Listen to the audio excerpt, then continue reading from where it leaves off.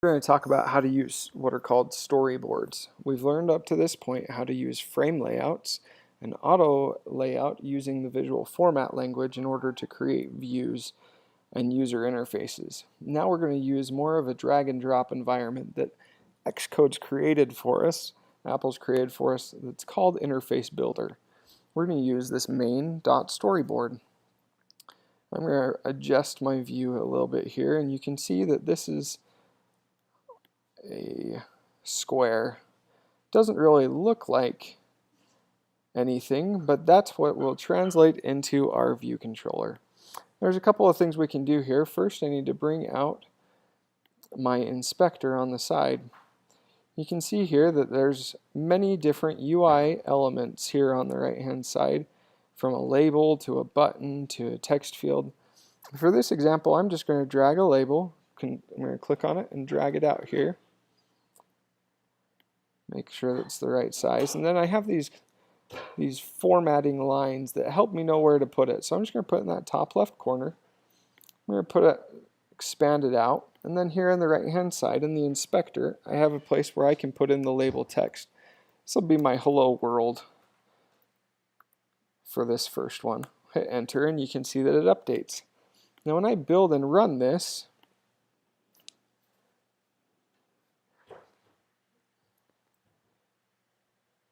you can see it puts my hello world in the corner. Even when I rotate, everything's there and accounted for. Now if I wanted this to be able to be in relative to something else, then I may need to put another label in here and expand out and then put how are you? Hit enter. When I run this one, what happens? You can see it's still there. Same spots that I left it. But I can do a lot of things with this positioning. I could drag another label out and put it centered in that one, build and run. Got another label and it's positioned just perfectly. But if there was something that was messed up, what I could do is I could actually set a constraint between these two. I can come in here down to the bottom and you can see the triangle with the sides, and we learned about the visual format language, how this works. We can use that to resolve auto layout issues. We can use this to pin to the sides. You can see if I select just one of these, I'm going to delete this label and just grab the hello world. I can pin it and say I want it to be exactly this tall and add a constraint. You can see now that I've got an error. I can click on this and it can actually add the missing constraints for me or fix a misplacement. Now when I click on it, you can see it's constrained to the top and the width is constrained. But now if I wanted to delete that constraint, I can actually just come in here, click on it and delete the constraint. And now you can see that it's not constrained to the width. I could even take out the constraint to the height. And now it's saying, hey, I don't have all these constraints that I need. So what I could do is I can actually drag this out to be the full width here. And we would think that this would adjust and say, just like we've seen with other things, that it would expand as we need it to. I'm going to put a color in here just so we can see what happens when I build and run. I'm using the 6S Plus, so it's a big phone. But you can see that it's constrained down to the size of this. It doesn't expand out like we have it drawn out here.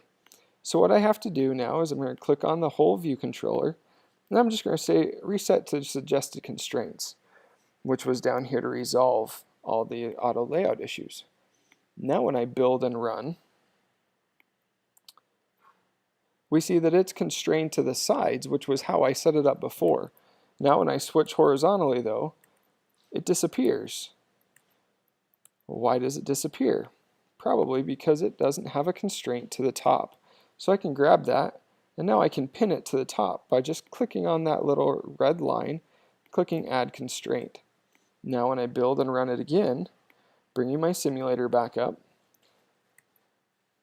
it's still constrained to the top, but now it's, because of this one below it, not showing. So let's delete that one below it. Now we should have our constraints in there. Let's do a clear constraints for the selected view, and then we're going to do add missing constraints. Sometimes we just need to delete all of the constraints and start fresh when we're using storyboards. Now when I build and run, switch out, and we're still having some issues. So what we'll end up having to do is play with these constraints until we figure out a constraint that's exactly what we want. But for right now, what I'm going to do is I'm going to bring it down and show you that there's also a middle guideline that I can set up. I can come in here and I can select this view controller, and I can go scroll down and say all views and view controllers, reset to suggested constraints.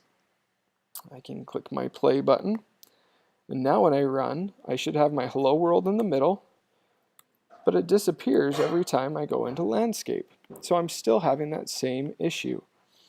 What's happening there? Well, we need to dig into it a little bit farther to figure out exactly what's happening. If we pull up our debug area, you can see that it's actually having to what it calls break an auto layout constraint in order to show it. It says we have these extra constraints. We have one for height, one for center, and a couple others. So let's come in here again, and we're going to clear.